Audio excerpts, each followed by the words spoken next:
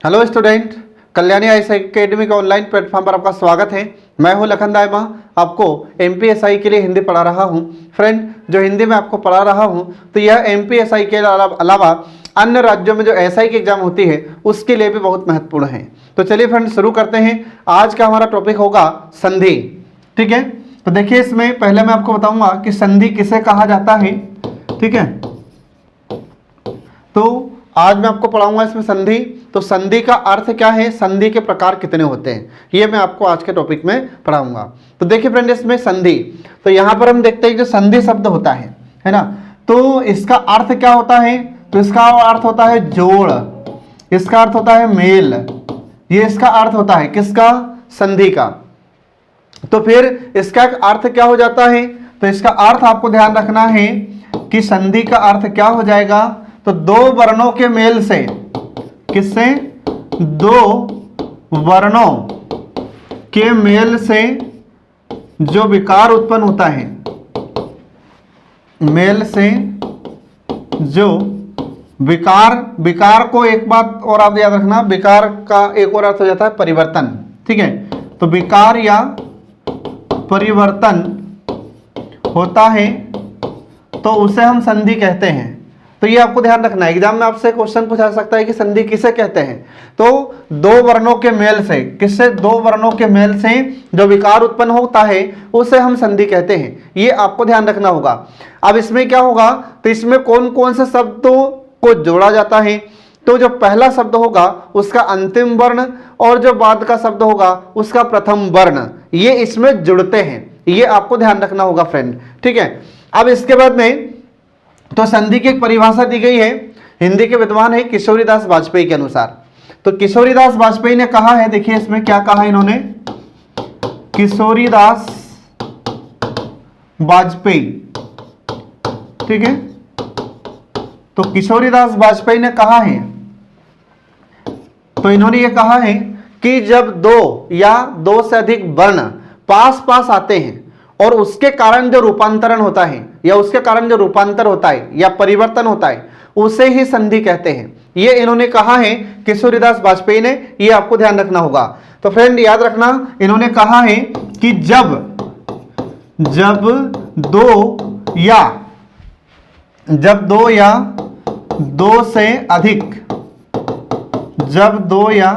दो से अधिक वर्ण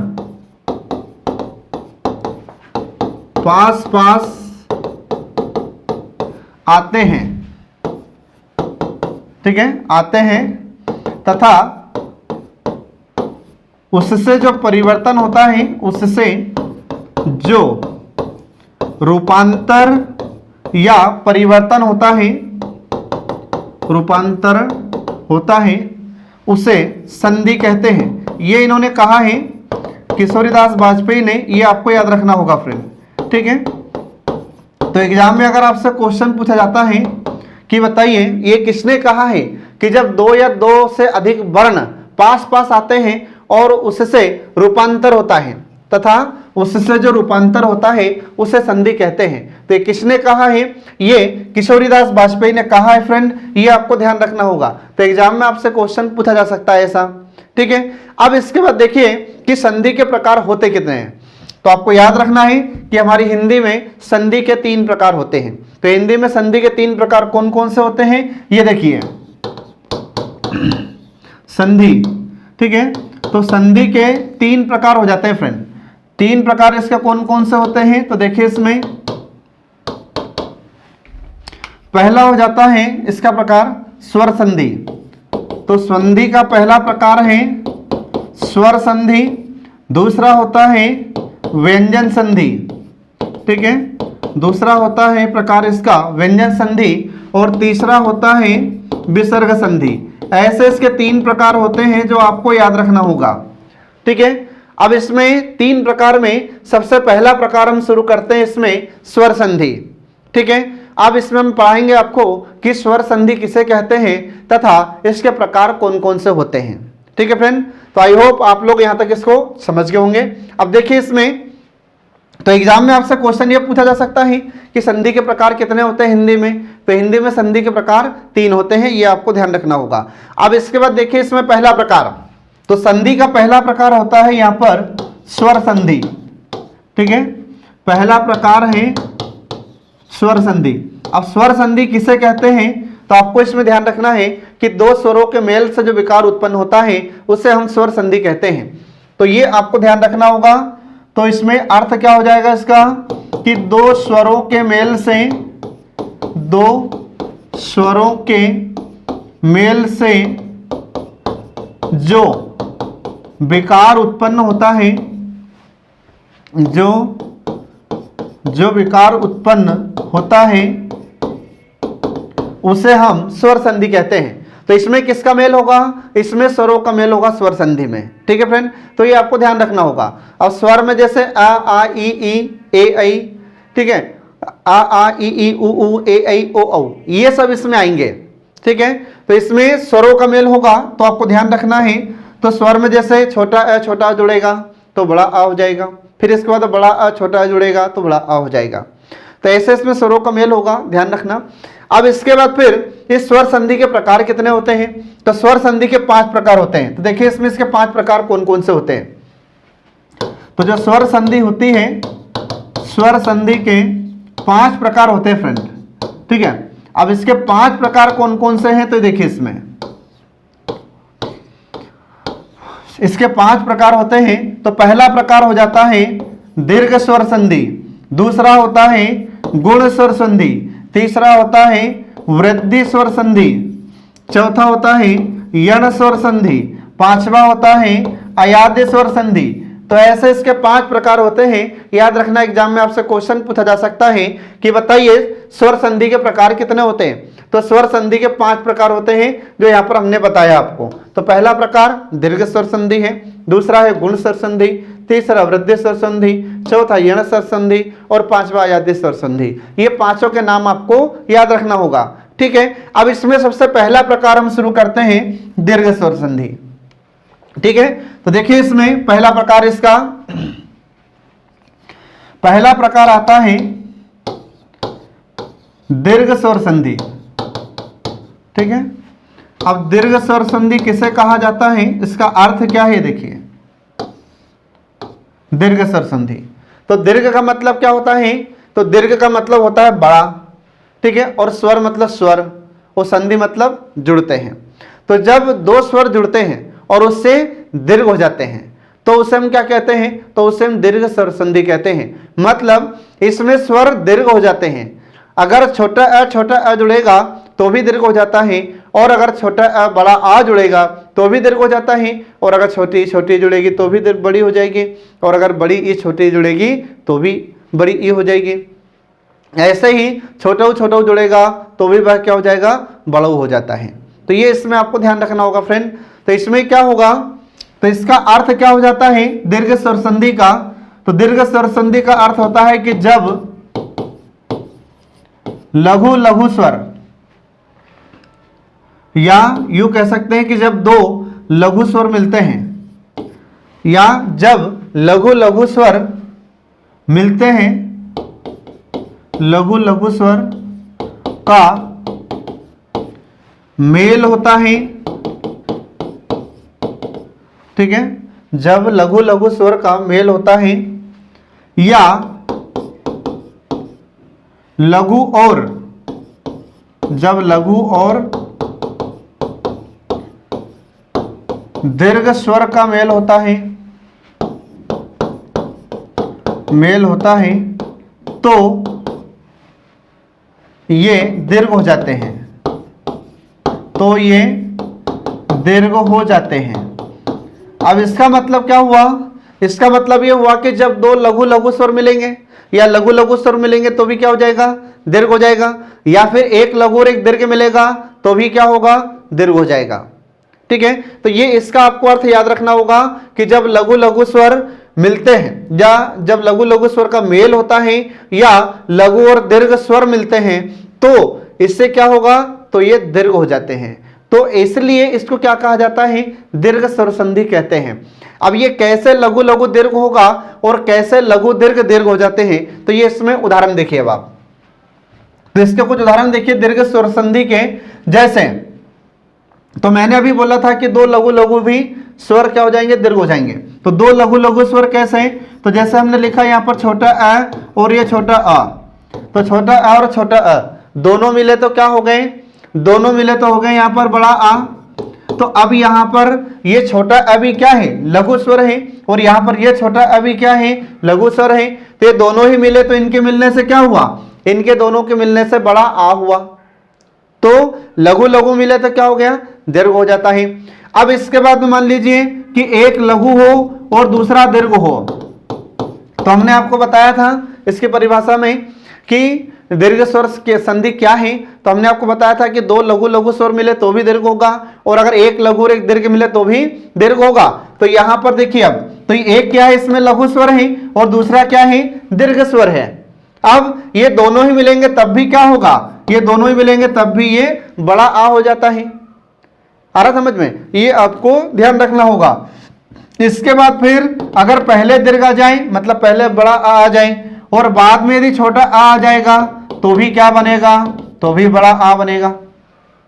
अब इसके बाद फिर अब मान लीजिए कि दोनों ही तरफ बड़ा आ जाए, इधर भी बड़ा आ गया और इधर भी ये बड़ा आ जाता है। तो ये दोनों के मिलने से क्या होगा, तो दोनों के मिलने से फिर भी यह बड़ा आ बन जाता है। तो ये आपको ध्यान रखना होगा फ्रेंड। तो एग्जाम में आपसे क्वेश्चन पूछा जा सकता है कि दीर्घ स्वर संधि का अर्थ क्या होता है। तो उसमें आपको ध्यान रखना होगा कि इसमें दो लघु या लघु लघु स्वर मिलकर दीर्घ हो जाते हैं, या एक लघु और एक दीर्घ मिलकर भी दीर्घ हो जाते हैं, या फिर दीर्घ दीर्घ मिलकर भी दीर्घ हो जाते हैं। तो ये आपको इसमें ध्यान रखना होगा, ये होती है दीर्घ स्वर संधि। इसके अलावा और भी उदाहरण देखिए इसके। तो इसका उदाहरण अगला आ जाता है कि जैसे छोटी ई है, तो छोटी ई यहां पर क्या है, स्वर है, इधर भी छोटी ई आ गई, दोनों तरफ छोटे स्वर, तो दोनों ही मिलेंगे तो क्या बन जाएगा, तो दोनों ही मिलेंगे तो यह बड़ी ई बन जाती है। फिर इसके बाद में यहां पर यह छोटी ई आ गई और इधर यह बड़ी ई आ गई, मतलब इसमें एक लघु एक दीर्घ हो गया तो भी क्या बन जाएगा, तो भी यह दीर्घ बन जाता है, मतलब बड़ी ई हो जाती है। और अगर दोनों लघु लघु होंगे तो भी क्या हो जाएगा, तो भी दीर्घ हो जाता है। और अगर दोनों दीर्घ दीर्घ है तो भी क्या होगा, दीर्घ होगा। इसलिए तो इसको दीर्घ स्वर संधि कहते हैं। इसके बाद फिर पहले बड़ी ई आ जाए और बाद में छोटी ई आ जाए तो भी दोनों मिलकर क्या बनेगा, ये बड़ी ई बनेगा। इसके बाद फिर इधर ये बड़ी ई आ जाए और इधर ये भी बड़ी ई आ जाए तो दोनों मिलेंगे तो भी क्या होगा, तो भी दोनों मिलकर ये बड़ी ई हो जाता है। आ रहा समझ में, ये आपको ध्यान रखना होगा। अब इसके बाद देखिए ऐसे ही, तो ऐसे ही ऊ का, तो ऐसे ऊ के उदाहरण देखिए। जैसे पहले छोटा ऊ हो और बाद में छोटा ऊ आ जाए, मतलब दोनों क्या है, दोनों लघु स्वर हैं। अब ये दोनों ही मिलेंगे तो इनके मिलने से क्या होगा, बड़ा ऊ बन जाएगा, मतलब दीर्घ हो जाता है।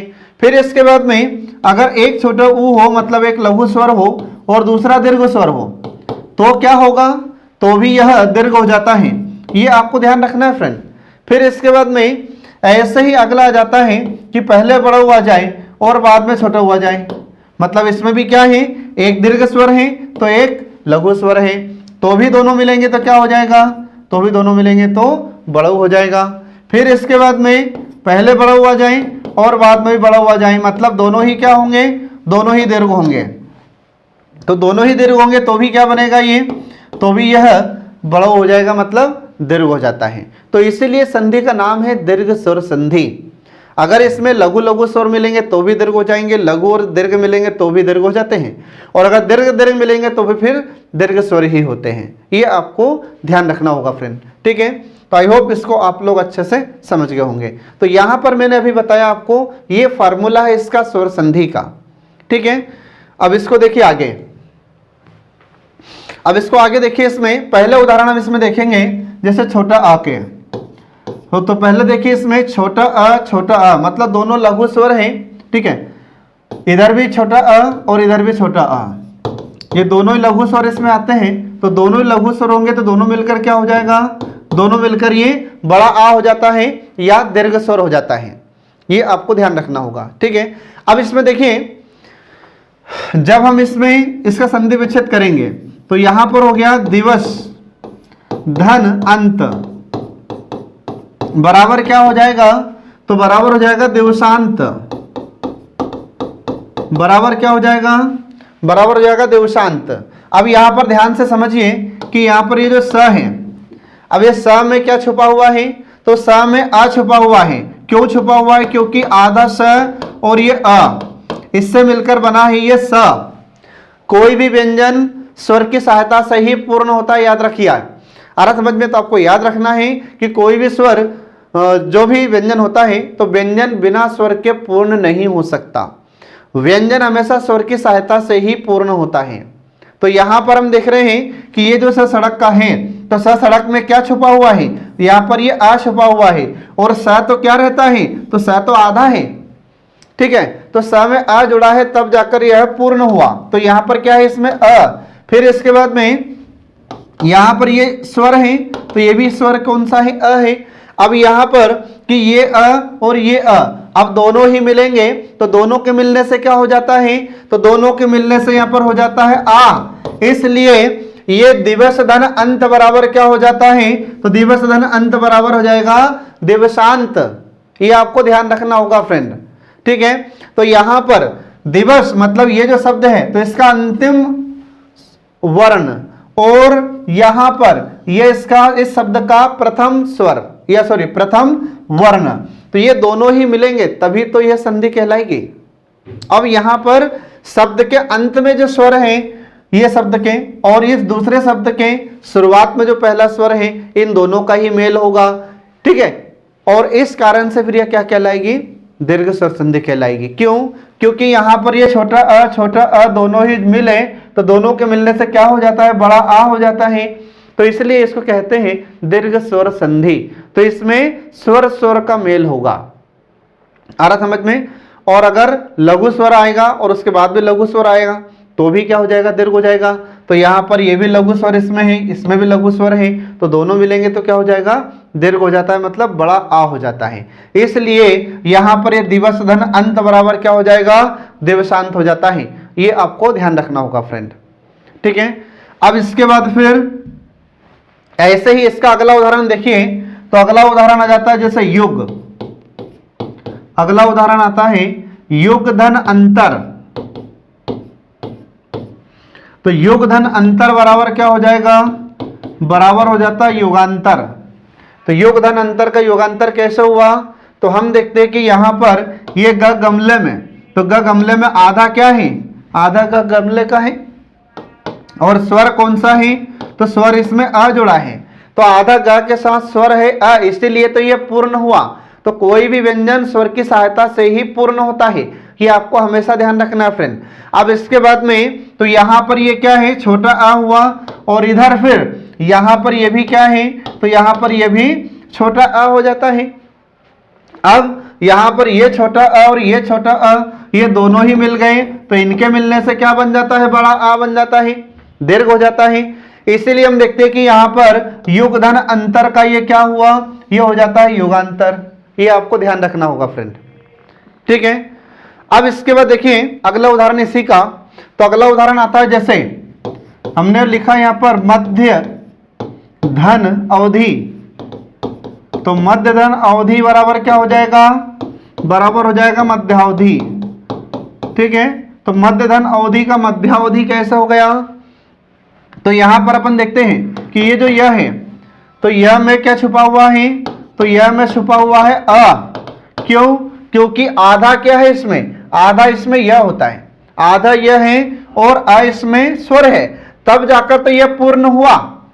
फिर इसके बाद में ऐसे हम देखते हैं कि इधर, तो इधर क्या है? यहां पर ये अ है, तो ये छोटा अ और छोटा अ ये दोनों मिलेंगे, तो इनके मिलने से क्या हो जाएगा?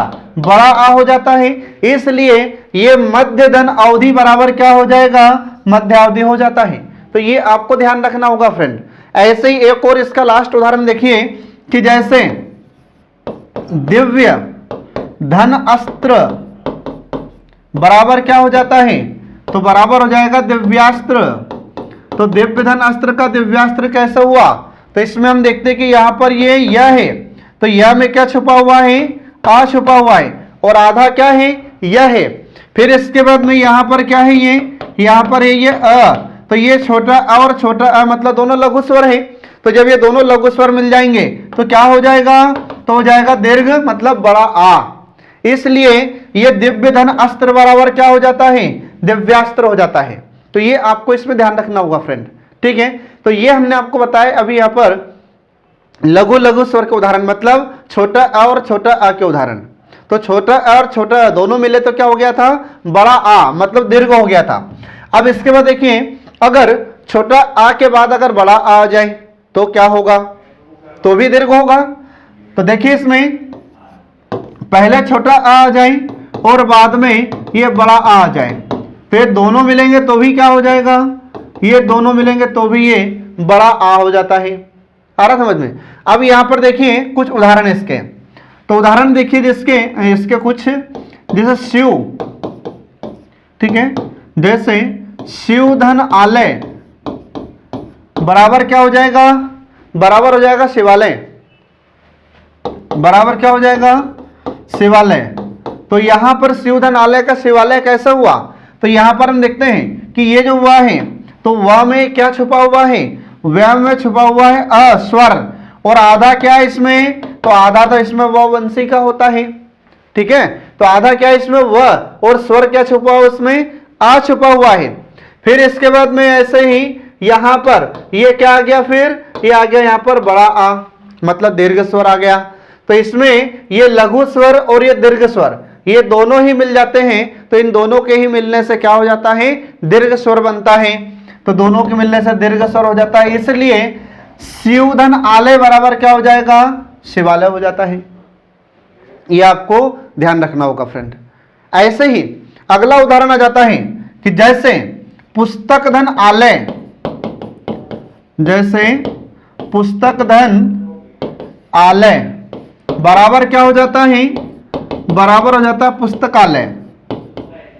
तो पुस्तक धन आलय का पुस्तकालय कैसा हुआ, तो यहां पर हम देखते हैं कि ये जो क होता है, तो ये क में क्या है, यहां पर आ छुपा हुआ है, और आधा क्या है क, तो आधा क के साथ में स्वर होता है अ, इसलिए ये बन जाता है क। फिर इसके बाद में ऐसे ही यहां पर ये है आ, तो ये आ और ये छोटा अ, तो छोटा अ और ये बड़ा आ दोनों मिलेंगे तो भी क्या बन जाएगा, तो भी बड़ा आ बन जाता है। इसलिए ये पुस्तक धन आलय बराबर क्या हो जाता है, बराबर हो जाता है पुस्तकालय। मतलब ये क में क्या जुड़ जाता है, बड़ा आ जुड़ जाता है, इसलिए पुस्तक धन आलय का हो जाता है पुस्तकालय। तो ये आपको ध्यान रखना होगा फ्रेंड। इसके बाद फिर इसका अगला उदाहरण देखिए, जैसे देवधन आधार, तो देवधन आधार बराबर क्या हो जाएगा, बराबर हो जाएगा देवाधार। तो देवधन आधार बराबर देवाधार कैसे हुआ, तो हम यहां पर देखते हैं कि व में, तो व में क्या छुपा हुआ है, स्वर अ, छोटा अ छुपा हुआ है, और यहां पर क्या है ये बड़ा आ। तो छोटा अ और बड़ा आ दोनों मिलेंगे तो इनके मिलने से फिर भी क्या बनेगा, बड़ा आ बनेगा, मतलब दीर्घ बनेगा। तो फिर यहां पर ये देवधन आधार बराबर इसलिए क्या हो जाता है, ये देवाधार हो जाता है, मतलब देव पर आधारित, देवता पर आधारित। इसके बाद फिर एक इसका लास्ट उदाहरण देखिए कि जैसे लास्ट उदाहरण है सौभाग्य धन आकांक्षिणी बराबर क्या हो जाएगा, बराबर हो जाता है सौभाग्य कांक्षिणी। तो ये कैसा हो गया देखिए,